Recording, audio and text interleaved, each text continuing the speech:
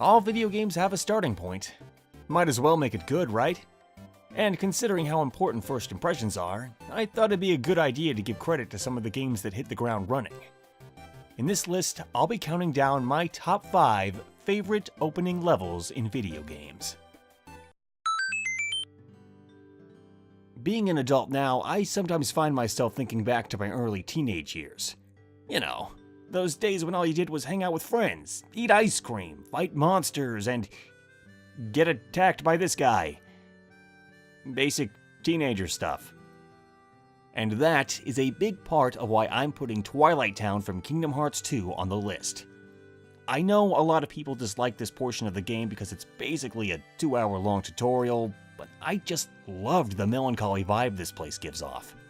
Perpetually soaked in a sunset, Twilight Town managed to evoke a feeling of nostalgia from me before I even had any history with the franchise. The design, music, and atmosphere have this summer's almost over feel to it, which is something I can definitely relate to. I also really liked the storytelling in this segment. A lot of it is filler, but it really made me feel for Roxas, especially when he realizes that he's completely screwed no matter what direction he goes in next. He doesn't take it very well. I knew I was gonna love Fallout 4 almost as soon as I started playing. It opens up showing you a pre-nuked world and then, uh-oh, everyone you ever loved is now dead. But that's okay, because the well-meaning and totally not suspicious scientists of Vault 111 are gonna take good care of you. Oh. Never mind. So, after being frozen in time for a few centuries, you have to escape your icy prison and make your way out into the wasteland. Vault 111 was just a great way to kick off the game. You pick up a gun, kill some giant roaches, and if you want to, try to find out what happened to everyone else in the vault. Spoiler alert, they all died. Vault 111 is also really easy to navigate and hard to get lost in, which was a problem I had with vaults from previous Fallout games. It's also really polished and aesthetically pleasing, even if it is run down and smells like dead people. And if you search hard enough, you can find the Red Menace minigame and play it on the go. I feel like I had something way more important to do.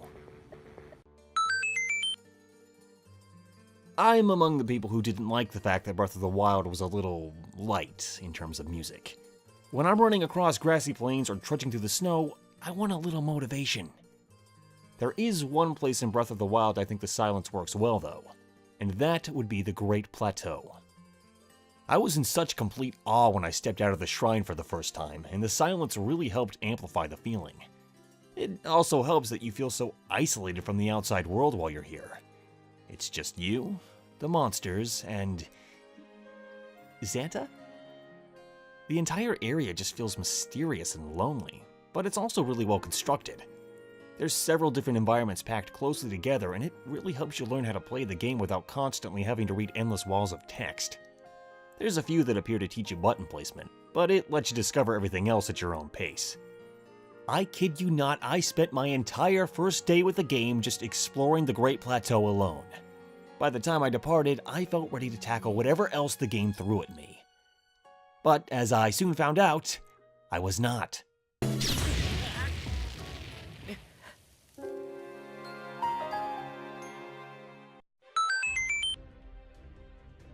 If you want to be super technical, you could say that the first level in Mario Odyssey is the Hat Kingdom.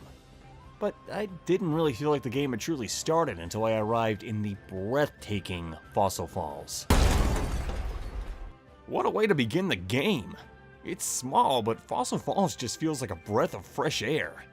You fall in, the epic music starts playing, and you are off. It's filled with strange relics, gorgeous scenery, and I swear I could almost feel the mist from the waterfall as I crossed the bridge. Oh yeah, and Mario is a dinosaur now. Through all the sights and sounds, I thought I could hear Miyamoto in the distance saying, "Yes, I know it's amazing. You're welcome. Don't cry." Fossil Falls also perfectly integrates the new capturing mechanic and tests what you've learned from the rest of the level with a fun, albeit easy boss fight. And my gosh, that music!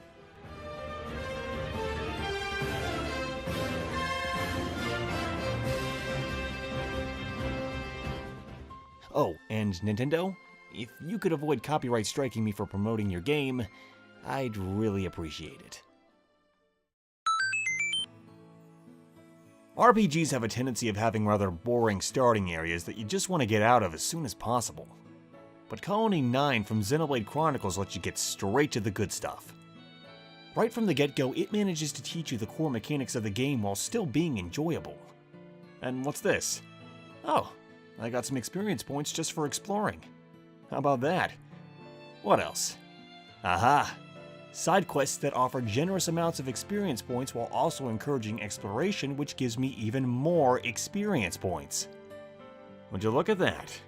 I'm enjoying myself while simultaneously getting stronger without having to engage in repetitive level grinding. This is a pretty big deal for me, as fighting the same groups of enemies over and over and over again to level up is something I've seen in almost every RPG I've ever played. But Xenoblade Chronicles was constructed in a way that eliminates the need for this almost entirely. And I haven't even mentioned the aesthetics yet. This place perfectly embodies the feeling of running through wide open spaces without a care in the world. And you know what the best part is? Every compliment I just paid Colony 9 carries throughout the rest of the game. From the beautiful designs to leveling and progression. I honestly can't think of a better way to construct an RPG.